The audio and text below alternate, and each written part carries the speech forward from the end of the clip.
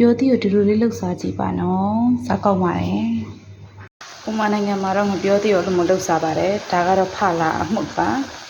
ဖလာအမှုပါပြီးရင်တော့ဒါကတော့ကိုကိုနတ်ပေါက်တာပါအဲ့ဒါလေးရေခမ်းတဲ့အထိပေါ့နော်လုပ်ပြီးလိုက်ပါမယ်ဒါရောက်ပါပြီဆိုရင်ချလို့ရပါပြီရှင်စားလို့ရပါပြီဟုတ်